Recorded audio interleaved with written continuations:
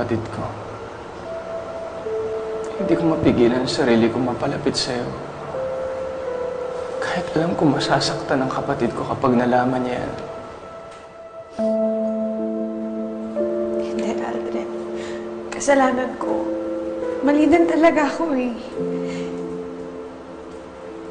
Ako naman yung pumiling sagutin si JV kahit alam kong hindi ko siya mahal. Huwag mo sabihin yan, Tess. Kailangan mo mahalin si JV. Kailangan ka niya ngayon. Aldrin, I'm sorry, pero hindi ko na kaya. Hindi ko na kayang lokohin si JV. Hindi ko na kayang lokohin ang sarili ko. Napagod na ako. Gusto ko nang maayos ang lahat. Gusto ko nang umamin kay JV. Total, alam na din naman niya ang lahat eh. Diba? Para malinawan siya. Des, sandali. Anong gagawin yan? Yun ang huwag mong gagawin.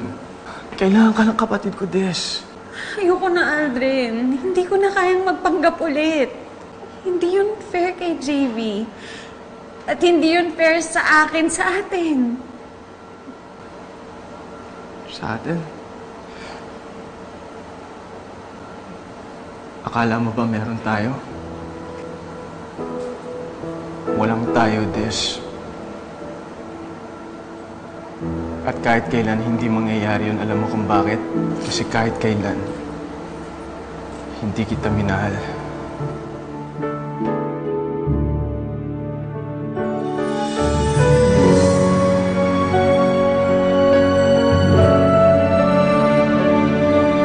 Kahit kailan hindi kita minahal, Tess.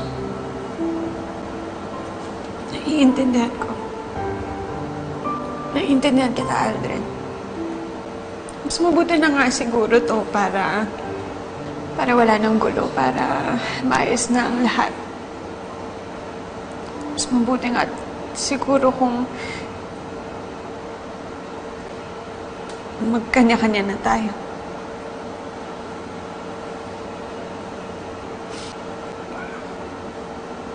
I'm sorry, Tess, but this is the end.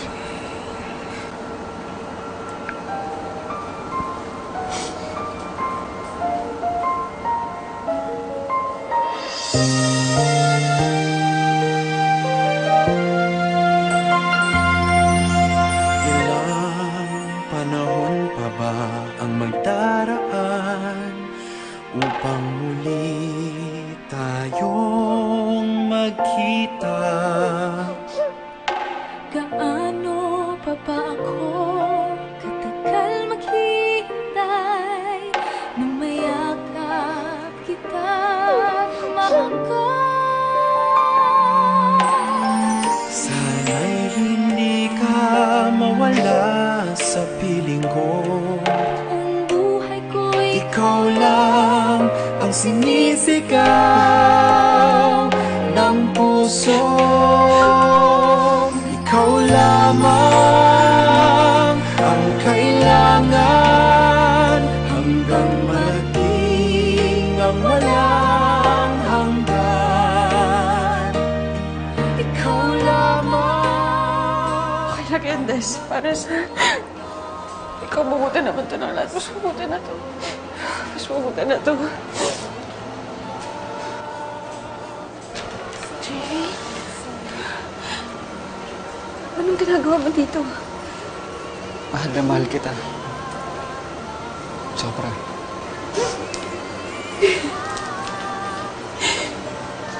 I'm sorry. I love you too much, Des. That's why I'm letting you go.